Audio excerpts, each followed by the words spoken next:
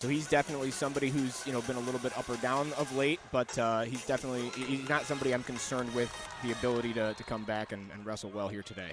Yeah, you see both guys obviously have that ability. DeAugustino, not the tournament he wanted last year. Transfers to Michigan, took a tough loss to Brayton Davis, who's arguably in that mix in that top 5. So, this is definitely going to be a big match for seeding in the Big Ten. Mike DeAugustino, the 2-time All-American, taking on the NCAA qualifier, Dean Peterson, here at 125. 125 has been so interesting. I saw a tweet the other day, I think it was from Andy Hamilton. 8 different people have been ranked number 1 to this point in this season at 125. So it's been up or down, man. It's anybody's weight class. Yeah, calling that match on Friday at Iowa, another one went down. Obviously, Drake Ayala, the number 1 rank, took on Matt Ramos, another top 2 Big Ten matchup, and Ramos able to get that victory. So absolute chaos at 125, and I expect to see nothing less coming towards the end of the season. Yeah, good for those 2 number 1 and number 2 ranked guys wrestling each other. Well, now I think it's Davis is arguably the number 1 wrestler. So if you're number 1 wrestler and you're ranked number 1, you got a target on your back, and it hasn't been very kind to the guy who's been ranked number 1 this year. No, it's like the Madden curse, but 125. Literally. And we're deadlocked here at 125, 0-0. Again, the 2-time All-American taking on the NCAA qualifier here in Ann Arbor. DeAugustino likes to create a lot of chaos, and Peterson, a great scrummer as well as he steps over there. Here we go. There's some action. Oh, drags the foot out of bounds. Yeah, I expect to see a lot of that.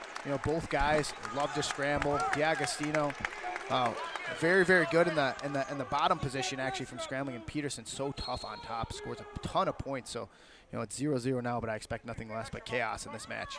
Well, and it's a little bit more fun even that they haven't wrestled each other before, right? I mean, they don't seem to be trying to feel each other out and do all that. They're letting it fly right away. Both guys obviously been to the big dance, like I said before. Both been NCAA qualifiers. Obviously, DeAugustino able to get on that podium twice. Peterson looking, like Kevin was saying, close match in the blood round last year, but looking to get on the podium for his first time in his career. Well, he's certainly shown it at times that he has that ability. Good drag there by DeAugustino. Not much action. DeAugustino really good in this upper body position, can really wrestle from every position. The 4-time state place winner from Palm Coast, Florida, taking on the 2-time state champion from St. John, New Jersey. And not much action in this first period. 30 seconds DeAugustino stuck in this front headlock position, but Peterson doing a really good job of keeping his head in the middle and not allowing him to get behind. He's controlling those elbows and was able to use it to get in real tight there. Oh, wow, good defense. That was a big position there, but that just shows you the capability of both of these guys. Will be able to wrestle in every position, and we're going to end this first period with a 0-0 score. That was really impressive from DeAugustino, and Peterson was in there really deep, had that body lock. To be able to step out of that and live to fight another day shows a little bit of respect on both sides for what the other one's able to do there. Yeah, you could almost see them. They pat each other on the back at the end of the first period, feeling each other out. 100%. Guys haven't wrestled each other, and I think this second and third period after that, it's almost seemed like a feel-out period, Kevin, where both guys didn't really commit, and you saw that upper body position at the end. But expect to see a lot more of that going into this match, because if you've watched Peterson and DeAugustino, they love to put points on the board. 100%. This is an interesting position as Peterson gets to his feet, looking for an escape for the first point of this match, but DeAugustino riding tough there to get the breakdown. It's an interesting position because, they don't want you to stand up there for too long. They'll call stalling if you're not bringing him back to the mat, but it seemed like DeAugustino wasn't really in much of a position to bring him back to the mat there, and yet there they go, back to the mat. Yeah, it's an interesting position. You see it called half-half. When I was back in school, it used to be stalling on the top man, and then they switched it, and now is the person that initiated the action, and now they're going back to the rule. So a couple times over the years, the rule has changed, so it's really difficult for both guys to understand the rule. So you'd like to just see a clean escape sometimes. But he throws those double boots, and it looks like DeAugustino is starting to rack up that riding time. 45 seconds of riding time as we go with a minute left in this second period. Yeah, you'd like to see him, start to work some turns here so they don't stalemate it again. They stalemated it pretty quickly that last time. Yeah, he's got to be careful with that 1 minute arm riding around time the neck. He's looking for that crossface, trying to break him down, but really hasn't had much success other than riding time, and you'll take that in a top 15 matchup. The riding time could be the difference. Yeah, and if you're Peterson here, you're almost not really incentivized to move much, assuming they're going to call a stalemate again soon, just based on the quick whistle from earlier. And there you go. Yeah. Oh, and they called stalling. They called stalling on top, so that's a new rule now. So they're starting to be heavier on stalling in the top position. One of the big positions, the rear ankle hook position, they start calling a lot this year, and the legs and chop down. So we've seen that a couple times this year. We saw it on Friday a couple times. So they're really stressing that they want the top man to work for a turn. Well, especially if you're throwing double legs in, and you're not actively trying to throw a power half or get some sort of a turn or create some sort of action out of it. They're gonna start calling that. Yeah, like you said, Kevin, you got to be careful as DeAugustino here. You almost want to give up an escape because 30 seconds left. It'd be doomed if he were to give up another stall call and escape. You'll be down 2 points. He's going down hopefully in the third period. So we'll see how this period ends. As 10 seconds to go, and DeAugustino with 1 minute and 52 seconds of riding time going into this third period. But Peterson has that foot. But no cigar. We're going to end up 0-0 going into this third period in this top 15 matchup. DeAugustino taking on Peterson. DeAugustino with 2 minutes of riding time, and we're going to start this third period. Yeah, I mean, if you're DeAugustino, you're not happy you're not getting turns, and you're not happy to get a stall call, but you're definitely happy to have that riding time advantage. And here you got Peterson cutting them, knowing that this is going to be a match probably decided on the feet. Yeah, Peterson, not wasting any time. He understands he's got that minute of riding time on the board, and he's going to need a takedown. I think this, understanding the wrestling psychology, doesn't want anything, to influence the match. Stall calls, just going to get one and try to hopefully get a takedown on his feet. Yeah. You can control what you can control a lot more from neutral position than the subjectivity sometimes of the officials. Yeah, DeAugustino just so good when people are in on his legs and his scrambling ability to score points, but Peterson's got to get out of this deadlock position if he's want to create some action with 1 minute and 20 to go. And DeAugustino has a 2-point lead, remember, because of riding time. Exactly.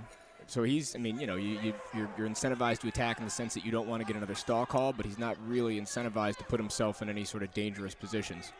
Yeah, Mike coming off that knee injury, obviously at Vegas, missed a couple matches earlier this year and took a tough loss on Friday, but this is a big one under his belt if he can get it done against Peterson. Well, not just for this match, but for every one of these matches. I mean, we've got a lot of ranked matches throughout this duel. And this is going to, have implications with Big Ten championships, with NCAAs potentially. I mean, this is the most important part of the season. Yeah, this is where you want to be careful. You don't want to give up a stall call. The officials have been doing a really good job of letting these guys wrestle, not letting, a stall call decide the match. But DeAugustino's got to be careful, and a nice almost throw out of that position, and now he's in a front headlock, and this is a really good position if you're DeAugustino. Cut the time down with 20 seconds to go. I mean, it was so crucial to not get pushed out of bounds there. I mean, that almost guaranteed that would have been a stall call. So for him to be able to work out of that position was crucial. Now you got 14 seconds left for the rest of your life. Yeah, but Peterson's going to come out hard. It's a couple fake attacks, stall call on the board, but that's not going to do it. DeAugustino with a riding time point locked up. 5 seconds to go. Peterson's got to go try something, but it's going to end 2-1 for Michael DeAugustino, bouncing back from Friday night's loss. What a win for the Wolverines. That was really impressive. And again, I mean, these margins are razor thin. They talk about football being a game of inches. I mean, this is a game of seconds. I mean, that riding overtime, you got to think he's got a lot of momentum coming into this match, and pretty excited to be ready for Big Ten season. Ragusin, beautiful fall there. Got the crowd to their feet. Wasn't much to get excited about on Friday night's loss, but Dylan Ragusin was that spot, getting the pin over Aaron Nagao. A top 5 win for Dylan Ragusin as he makes his, he makes his Chrysler debut on Friday with a huge fall. This is going to be an exciting rematch. I mean, both these guys like to score points. Ragusin is not what anyone would describe as a slow starter in his matches. And Shawver is another one of those guys who bounces back from a loss really, really well. Yeah, the top 10 matchup, both guys. Good action there. Ragusin so quick to the feet. Just got to that angle really, really smoothly on the counter. Yeah, and Ragusin's so good in this position, but Shawver, again, a great scrambler. This Rutgers team, something they pride themselves on, not giving up any easy points. Yeah, you'd like to see some action, but as we got the explanation from the officials, the new rule, the hand touch takedown taken away. So no takedown there for Ragusin, 0-0, and Michigan with a 3-point lead in the duel. Midland's tournament in December. And Ragusin poked in the eye. Ragusin, two-time state champion from the prestigious Montini.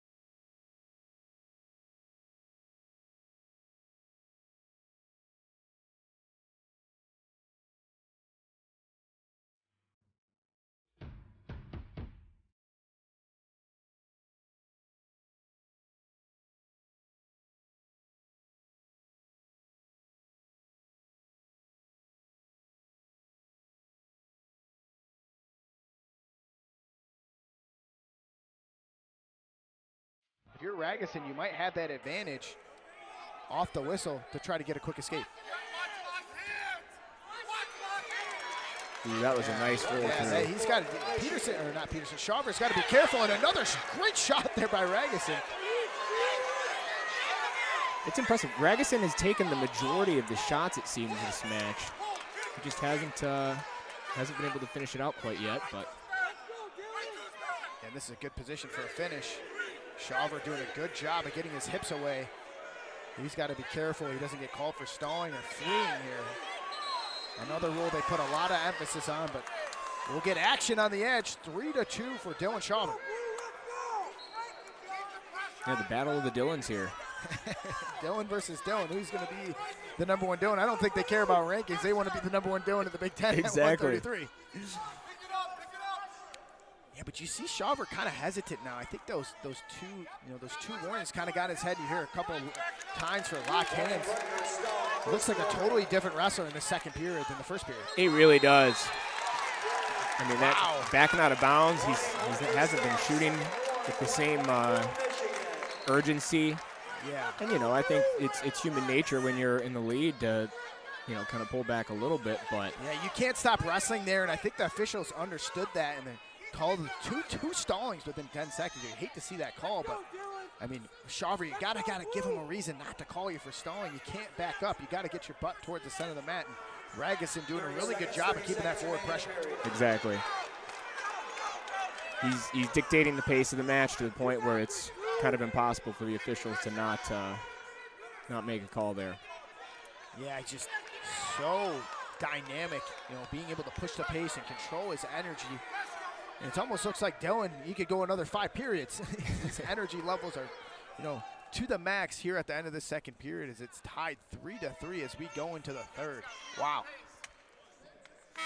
Ragusin looks like he'd go through one of those hour-long grind matches back at the Steve Frazier camps. Oh, yeah. The Steve Frazier camps, we had a couple of those when we were back in school. Joe McFarland loved those grind matches. 60 minutes of wrestling. Dylan Ragusin could probably do about 40 of them right now. As he looks like he's going to go back to the feet.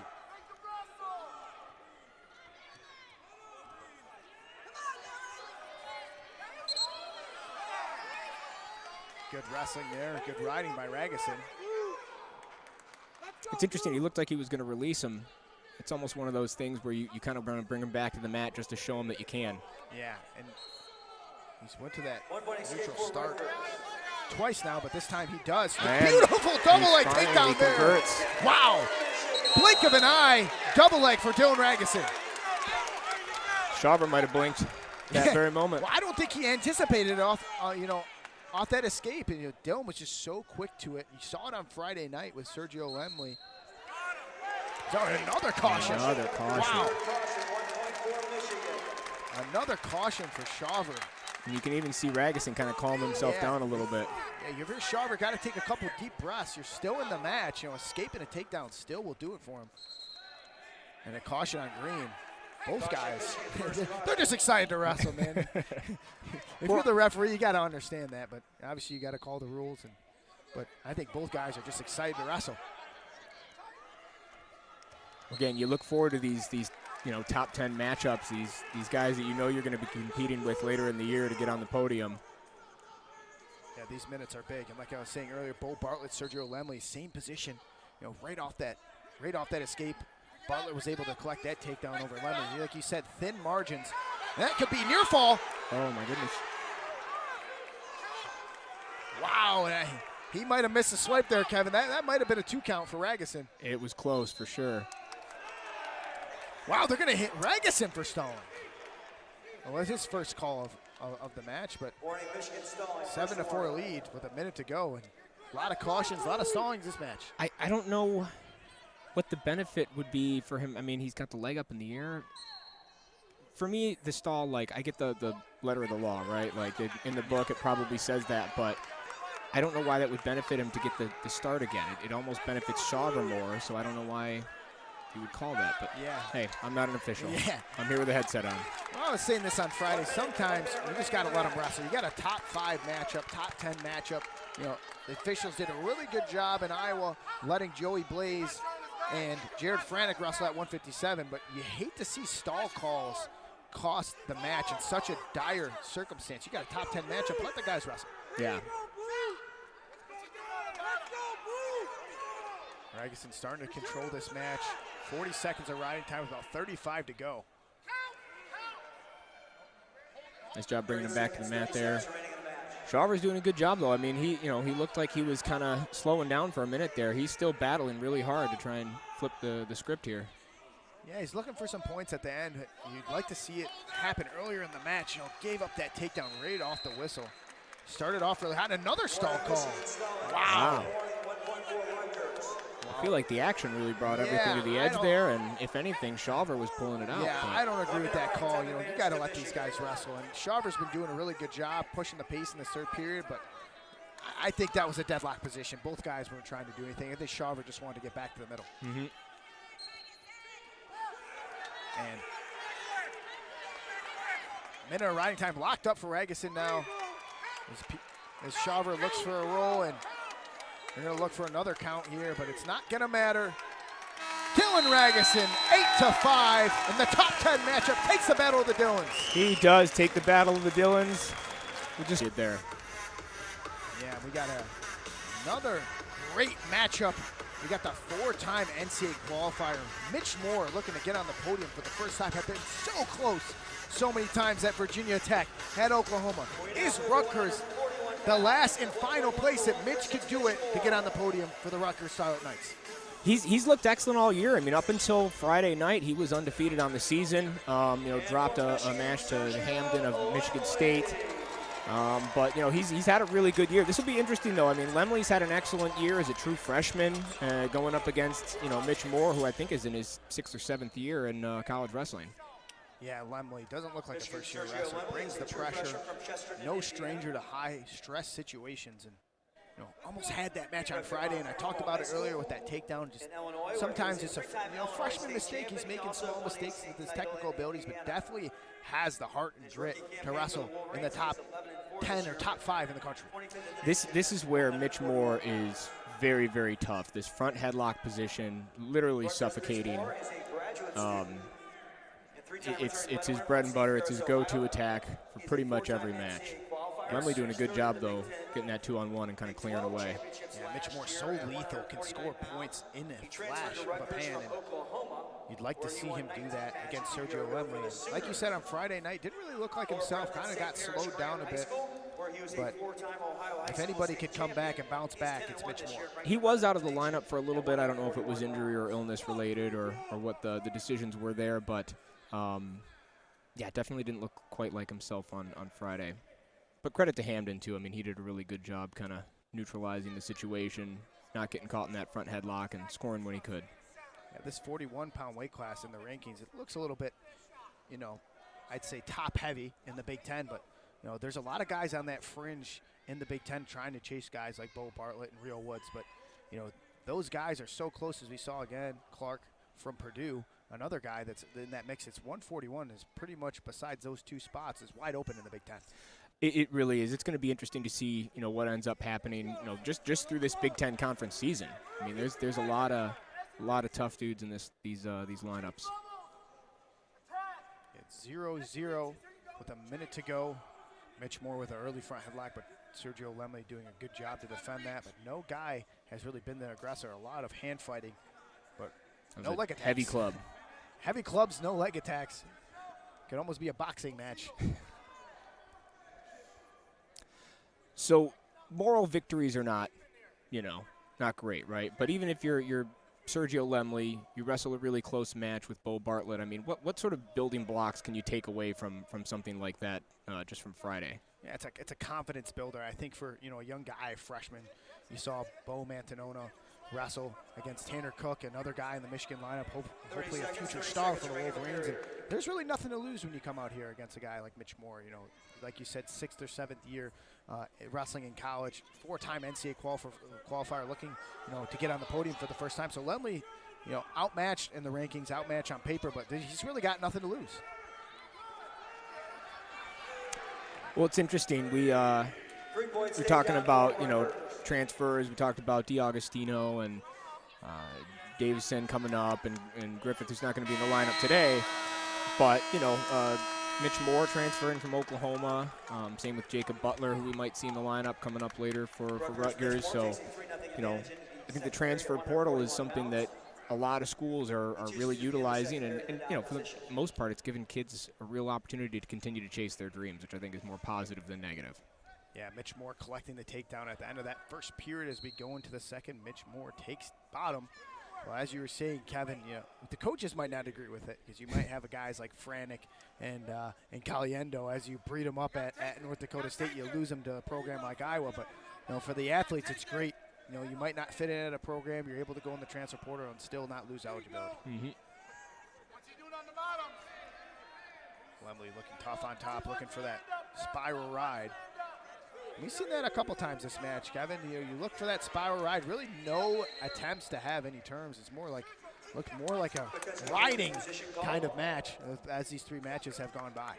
Well, I think where you're going to get a little bit different from at least when DeAugustino was throwing the 2 legs in. He's at least out to the side. You know, it's spiral ride is by definition, or by that a ride, but he's out to the side. He's at least putting himself in a little bit of a position to create something more.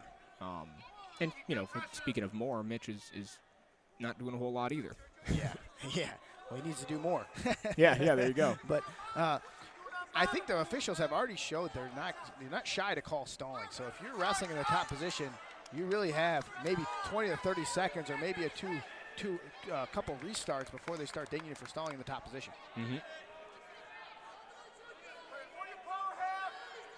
Nice scramble. And that roll they through might there. have missed. Wow. You'd like to see him call right there. I mean, that could have been a quick 2 swipes, but nothing there. It happened so fast. Yeah, that was quick. Yeah, but you're still in the top position here if you're Lemley. You got to stay in that front headlock, and finally that one was awarded. But a quick, that's 3-point takedown by Lemley. Yeah. Wow. And there's a challenge break, but you don't often see them throw a brick to take points away from their team. Yeah. My guy didn't escape there for sure. Wow. We were asking for action. There's the action. Wow, in a blink of an eye. I was about to say, I'm surprised they called that escape, because he was, you know, pretty clearly in a front headlock in my eyes. Yeah, you had that underhook position. Maybe the referee, again, referee's discretion, as they told us before the match, you're getting a lot more heavy on the discretion of the referee. So if the referee sees something, he calls it one. I mean, you could go by the technical rule book. Yes, if you have a front headlock in that position, it is supposed to be, still riding time, and the top wrestler is supposed to be on top. But we just saw the opposite right there in escape, and it works against Mitch Moore. Well, and it's the true freshman who had the wherewithal to try to score in that situation there, you know, recognizing what was going on, knowing he could spin behind for the 3-point takedown. And it's almost deja vu right here. It looks like the same position almost as Friday night that happened to Sergio Lemley. But good awareness there by the freshman. And you can see the challenge brick fly in immediately by Coach Scott Goodale. And Donnie Pritzloff not agreeing with that call, but. And it stands. Yeah. So even with all that action and what feels like a win for the Wolverines there in that challenge, Mitch Moore still with the lead, 4-3.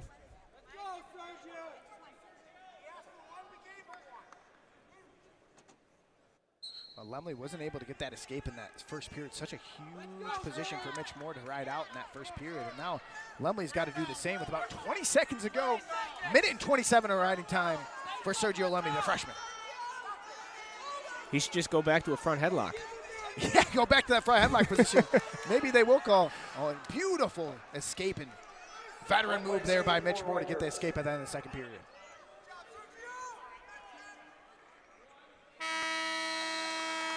We will go to the third period, 5-3 for 11th ranked Mitch Moore over Sergio Lemley, and Lemley takes bottom to start this third period. He's going to want to get out with 39 seconds or less to maintain that riding time and, you know, essentially have it tied up 5-5. We'll talk about high-pressure scenarios. Mitch Moore has been there, 4-time state champion from St. Pierre's Grand, 4-time NCAA qualifier, so close so many times, and for him, he's no stranger to these close matches. But beautiful 2-point takedown, or 2-point reversal there for Lemley. What a nice job clearing his hips, getting around there. We could say the same thing for Lemley, a 3-time state champion from Mount Carmel, Illinois. Both guys state champions. Obviously, Lemley not having the opportunity to become an NCAA qualifier or All-American, but this would be his first year, hopefully at the big dance. And Mitch Moore. Another reversal.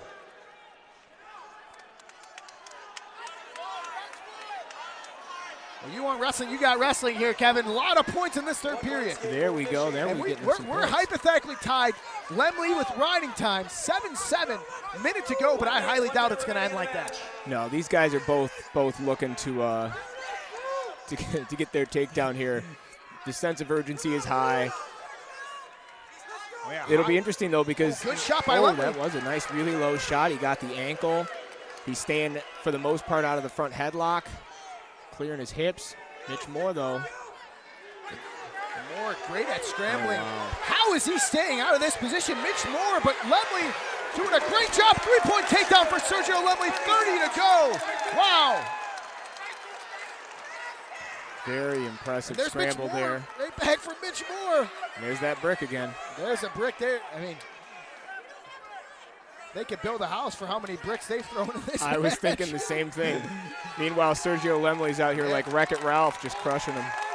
Yeah, and I don't think they're going to allow that brick to come out, but they're going to stop the action. Let's see what happens here. They threw the brick.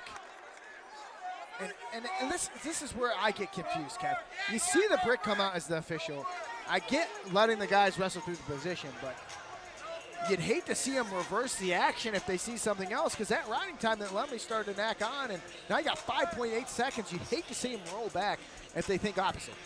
Well, there's all of that, right? And I completely agree.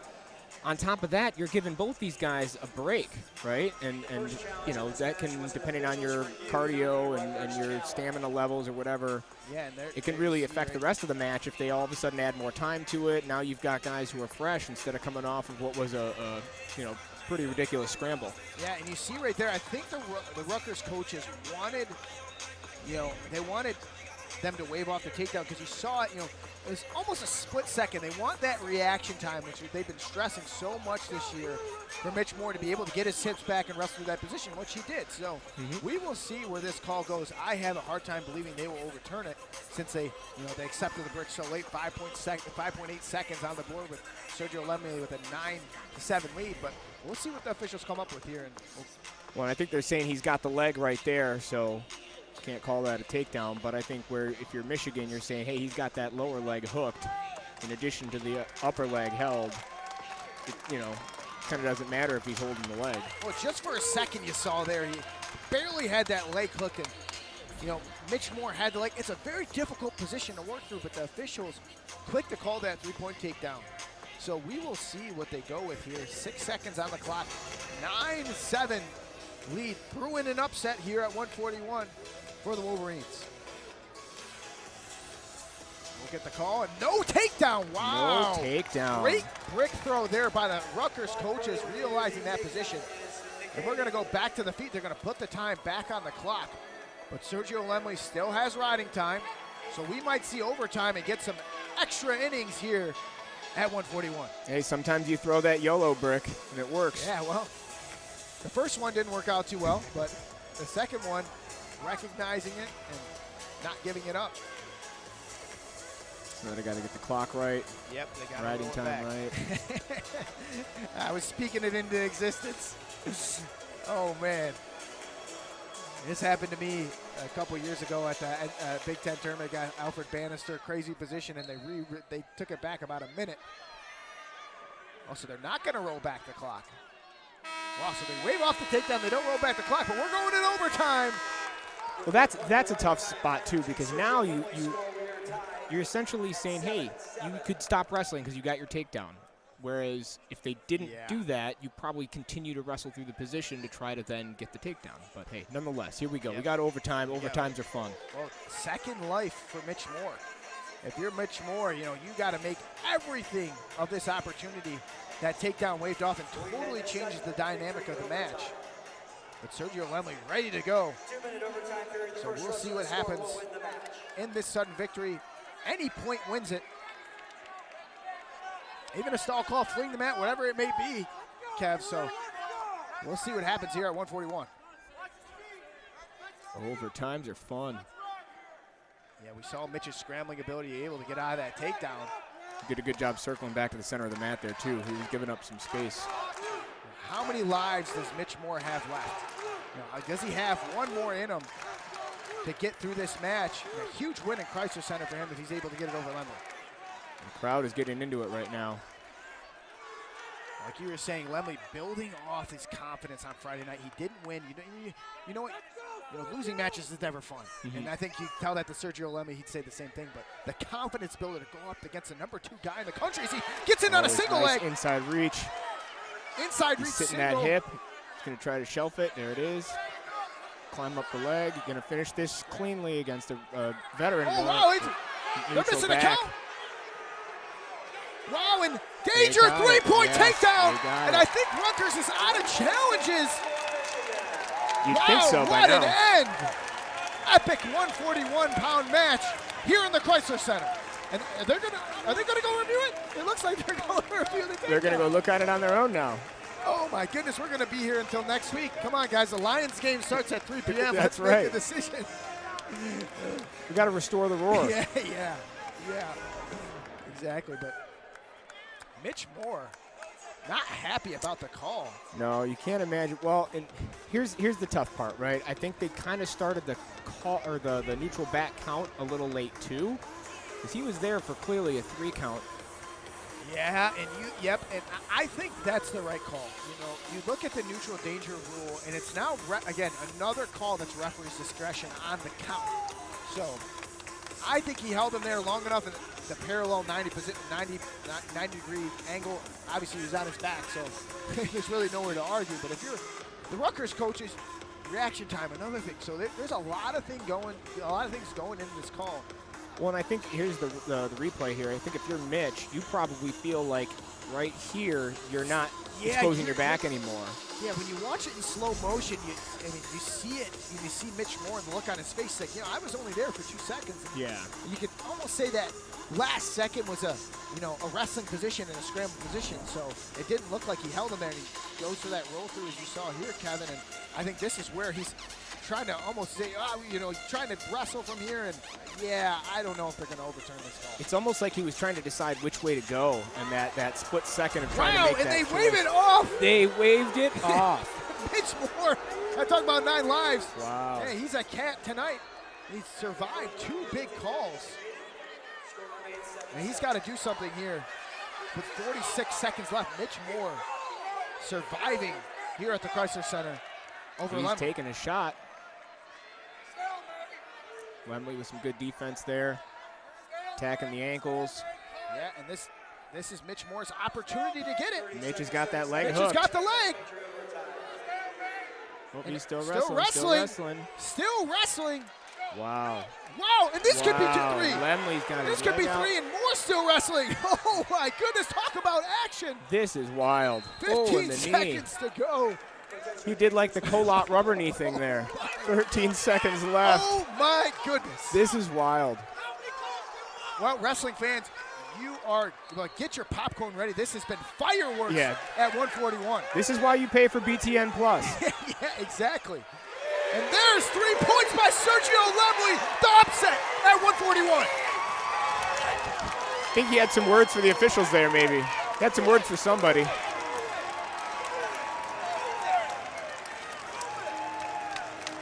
Wow. And you can hear this place. They're on their feet. And the young buck knocks off the old steed there. But this is going to be a good one. I mean, Cam coming off a tough match on Friday. I'm sure he's going to be insanely motivated to go out there and get back onto his winning ways. And for those who missed it, at halftime, James Dye, Cameron Miles, my dad, Paul, our uncle, sadly passed away on Thursday night. For all of those, please say a prayer for him. Big influence on Cameron Miles, and sad to hear his loss on Thursday. He won 60 matches a year ago. Always sad when that happens, and certainly condolences go out to the families. Cameron, like you said, close loss lopsided loss on Friday. Really didn't look like himself, but trying to bounce back against Luke Gayer at 165. Yeah, and like I alluded to earlier with Will, Cam is another one of those guys where more often than not when he's wrestling somebody, it becomes his match. He controls the pace. He controls the way it looks. He takes guys who generally score a lot of points and really kind of takes them out of their game plan. And I'm sure over the years you've wrestled him many times. Can you talk to his strength? Is he as strong as I believe him to be? Yeah, super strong, and you'd like to see him get to his offense. And he's super offensive early in his career, but almost looks like he's got some nerves coming out as being a 3-time All-American, returning All-American, top guy in the mix at 165 every year. And a good shot there by him. Yeah, really nice job bringing that up. His head was down on the shot, but he was still able to force it up in the air. Yeah, speaking to him, it's just, you see the pressure, and sometimes you just want him to go out there and have fun. And obviously, it hits close to home. As family, you want to see him go out there and win. But Gayer doing a really good job of scrambling. He is. Potentially dangerous position. We'll go back to the feet. 0-0 here at 165. Gayer doing a great job wrestling the 3-time All-American. Yeah, that's a shot that you see Amine finish more often than not. But, you know, Gayer, again, it's like you said a couple different times earlier, when you have nothing to lose, you can be pretty dangerous, you know. Another great shot. Good hips by Gayer. Making the most out of this opportunity. 0-0. When controlling the left wrist of Amine, so he wasn't able to lock up on that leg. Yeah, defended a couple shots. Really good job. He looks fluid, Gayer does. I mean, he looks like he's not even shy to the moment. And this looks like a top 10 matchup. 0-0. In the first period, 30 seconds. Couple shots by Amine. Great wrestling by Luke Gayer. Again, you're almost nice. Yeah, there you go. Create a stall call, if anything. But some nice counters by Gayer. Slide by. They give up a stall call early. I mean, for him, he'll take that. You know, you'll take a stall call over a takedown. So 0-0, deadlocked at 0 going to the second period. 3 is more than 1, you know? Yeah. So. Oh, yeah. Oh, yeah. Well, did you see these officials? They're not shy to call stalling. You've seen a lot of stall calls in this match. Talking about dictating pace, they are certainly helping to do that. Well, if you're Gayer, you're in great position here to pull off an upset. I mean, 0-0 going into the second period against a 3-time All-American. A great escape there by Cameron Amine. Quick off the whistle.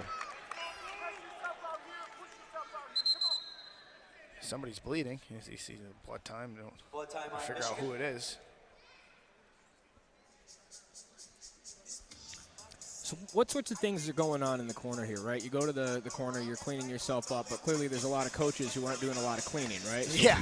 Well, they're doing a lot of coaching, so I think as a coaching staff, you saw Cameron drop a lopsided match on Friday where, you know, arguably probably going to be a different result later in the year. And then this loaded 165 weight class, you got Caliendo, you got Hamidi, you got Amine, you know, you got Caleb Fish. So, you know, coming off 2 losses, you know, I think the coaches are trying to get him to stay focused and get back on track. I think January's always been tough for Cameron going into the season. But he obviously peaks at the right time, getting on the podium every year and avenging losses that he had last year. Absolutely. You know, I still will remember being on the floor in Detroit for the quarterfinals at NCAAs awesome. Against Marinelli, who he had just lost to at Big Ten finals. So thank God we're not live on the Big Ten Network or the Hawkeyes will eat us alive. I mean, that was something. And talk about a crowd noise. I think that's probably the loudest I've heard that stadium get. The Pistons got maybe 2 wins, so maybe they need to get Cameron Amine in there to get everyone on their feet again. Well, let's talk about noise in Detroit. Again, we got the Lions coming up here in a little 3 bit. o'clock. Gayer doing a really good job hand fighting. Yeah, he looks like he's super comfortable in this match. And, you know, 1-0 against a 3-time All-American. I'll say it again. I know I've been hammering home. I mean, but it's nothing to shy away about. You know, 1-0 against a guy who's arguably one of the best wrestlers in the country. If you're Scott Goodale and Donnie Pritzloff, you're smiling ear to ear. Well, we were talking about Fidel Mayora earlier, right? Taking advantage of the situation and the opportunity, and you know, Gayer's absolutely doing that. And Amine and White have wrestled a couple times over the years, but this is the first time that him and Gayer will face each other, and I think that's, you know, concerning on the Michigan coaching staff is, you know a guy that, you know, you beat before, a guy at 165, and now you get thrown out. Gayer, who maybe you've studied a little bit, but I think the Rutgers coaching staff did a little scouting and saw the style matchups and thought they could steal one here at 165. It'd be a huge upset if Gayer were able to get something here. Well, there's clearly a lot more tape on one versus the other, right? Yeah. So, well, you just type in the name on YouTube, right? Right. No disrespect, certainly, but, you know, it's when you can scout and you can look up, there's a little bit of an advantage to that. Although I know some guys, you know, prefer to watch tape, some guys don't. You know? Yeah.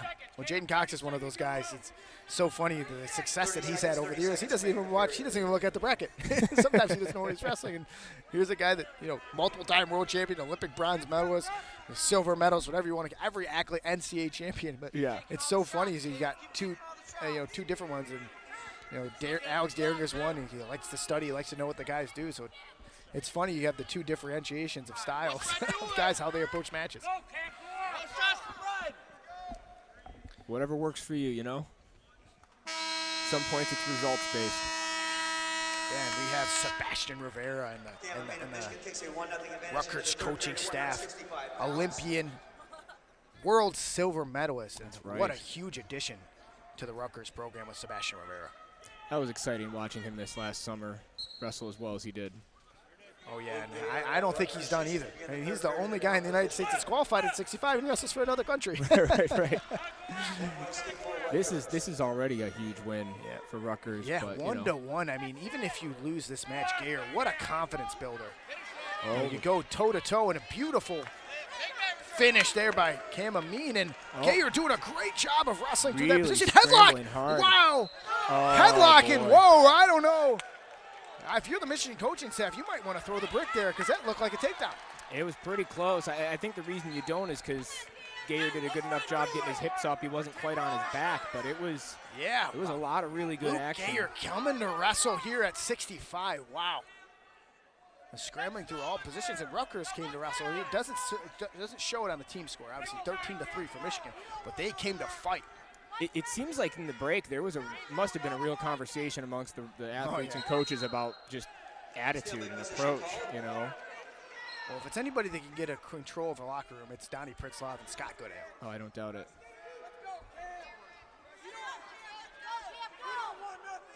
And 1-1. Gayer has been word for stalling, though. So he's got to wrestle. He's got to be careful. That he doesn't let that dictate the match. And Amine, on the other end, you're the returning All-American. You're one of the top guys in the country at 65. You want to see some offense out of Cameron Amine. He's been getting to the legs. He just hasn't finished the shots. I mean, he's been deep 3, maybe 4 times. Yeah. But again, credit to Gayer. He is wrestling really, really well. Yeah. Nice counterattack there. Super hard to score on Cameron Amine. So you'd like to see the offense out of him because, so hard to score on, but you have the offense, you become a difficult wrestler to beat. Kyle Dake, one of those guys, great example. Not the most offensive, but gets it done and has offense when he needs to. So if Cameron Amine wants to elevate himself to that level, he's got to get a little more offense. Well, and I think, if we're going to use Dake as an example there, when Dake needed to be offensive, it was dynamic, Yeah, and it was clean. Yes. Well, we might have Will DeWan bump up at 65 because we're going to overtime. Overtime here at 165. And Amine says he can't see through his white tape. Conclusion of the match, we head to sudden victory overtime. The first wrestler to score will win the match. Well, overtime. We're getting extra wrestling for the second time today, Kevin.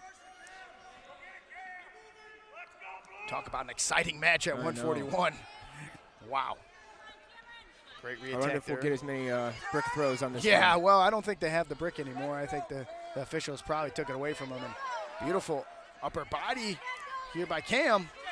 He's working in there. He's controlling the pace still. I mean, we talked about it earlier. You hate to see a match decided on a stall call, but yeah.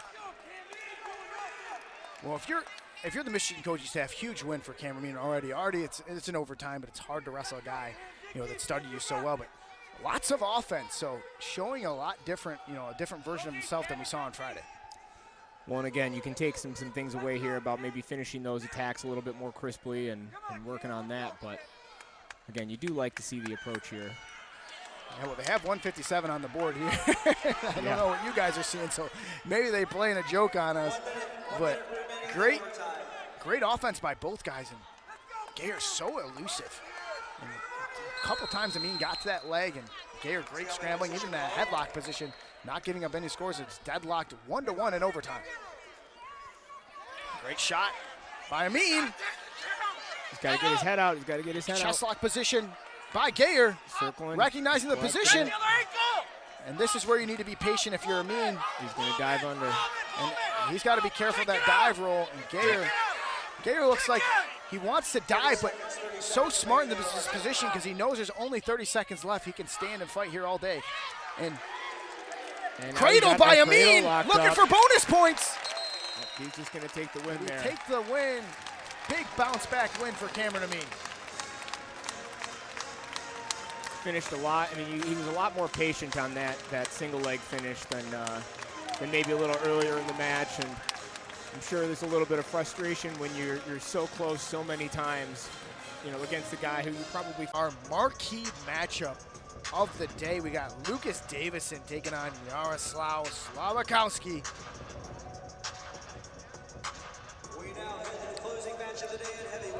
Yeah, this will be exciting. The transfer from Harvard coming in this year, finishing out his career for the Scarlet Knights.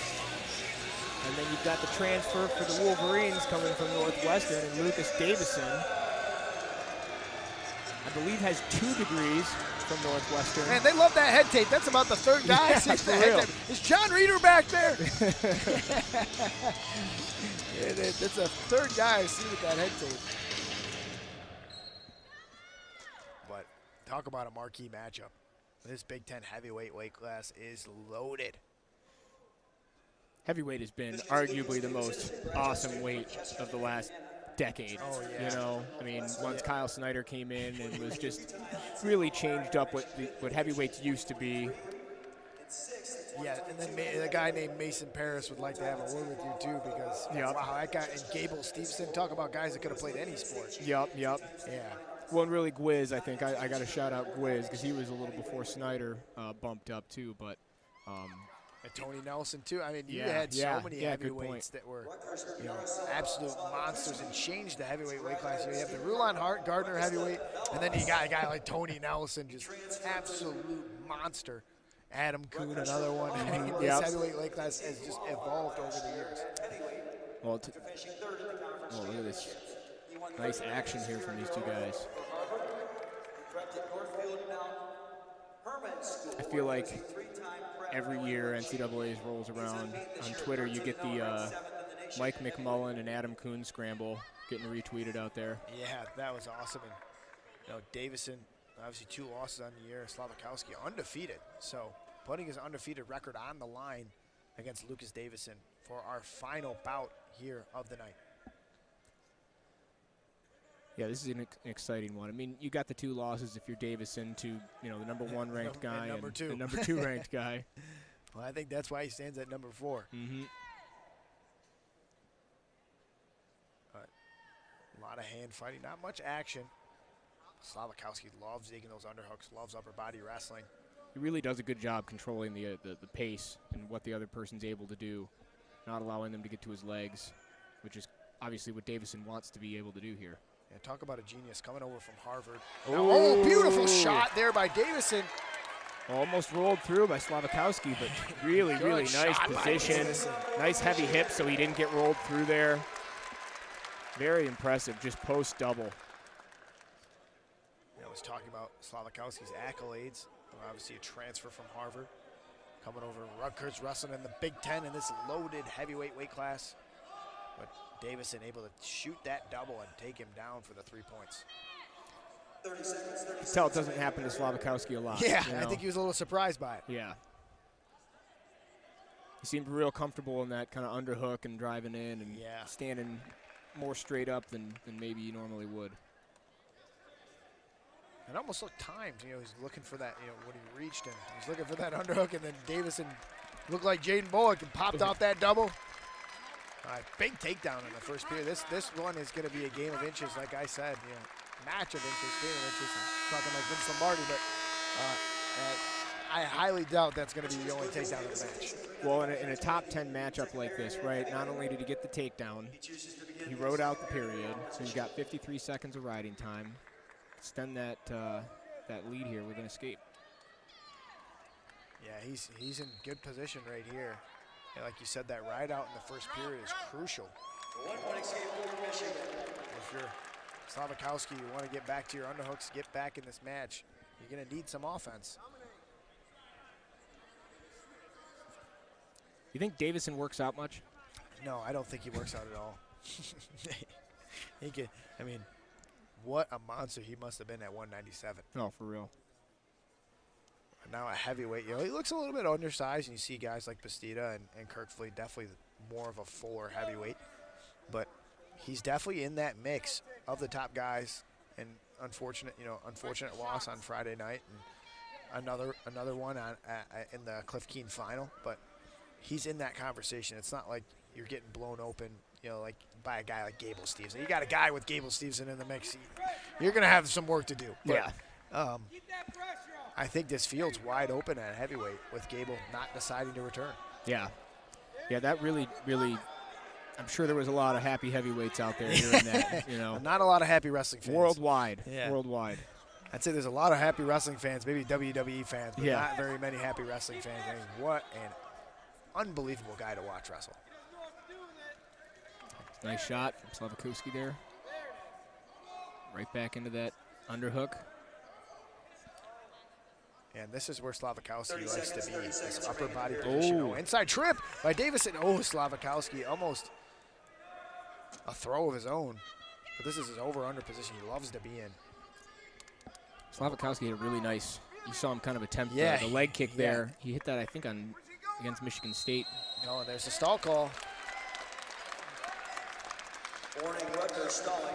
First warning. Yeah, well, it's a different heavyweight when you're wrestling Lucas Davison. Yeah, no doubt.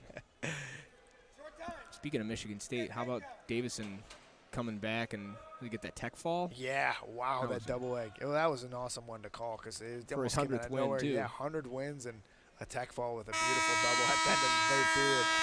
If you're the Michigan coaching staff, you're excited to have a guy like Lucas getting bonus points for you. Third period in heavyweight. Well, all locked up, 20-10 for Michigan, bouncing back from a loss on Friday night, but we still have one more match. It's 4-0 for Lucas Davison in this top 10 matchup feature bout here at heavyweight. Slavikouski chooses neutral here.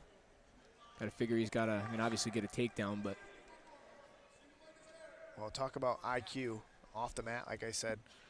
Harvard, coming over from Harvard, the Harvard transfer, but I'd say his wrestling IQ is pretty high as well because he knows he's got to, get a takedown and a couple takedowns here in this third period, not wasting any time to try to get to his offense. It's pretty great that wrestling as a sport just generates people who are this accomplished in the classroom too, to where the Ivy League was so good that now they can separate and have their own conference. Yeah. And I think the most unbelievable thing is that you look at heavyweight in the Big Ten, all these guys, engineering, business. I mean, it's hilarious. I think Michigan is one of those that had 3 engineers in a row. You had Adam Kuhn, you had Mason Peterson, you had Lucas Davison. So I tell you, these guys, they like hitting the wrestling mat, but they like hitting the books too. I was a sociology major. I was general studies, so here we are. That's why we have microphones. 4-0 for Lucas Davison over Yaraslau Slavikouski. I mean, really not giving up position. Davison's been, Slavikouski, he's tried. And you can't say he hasn't. Oh, yeah. But Davison has just been so solid. And this could be a big win for him to bounce back after Friday night's loss against Greg Quickly. Circling well, being stingy with the hand fighting, but not giving up position to where all of a sudden you're looking at a stall call or anything like that. Yeah, and I think that's going to end it. 8 seconds to go, unless barring anything crazy. Lucas Davison. Call it 101 victories. Another double leg at the end. Oh! Woo! Well, he waited to the end to do that one. Yeah, let's finish that up. Yeah, let's finish up with another double. 101 wins. Lucas Davison wins the top 10 matchup, and the Wolverines rolled here in Ann Arbor 23-10 over the Rutgers Scarlet Knights. Wow, what a duel. Again,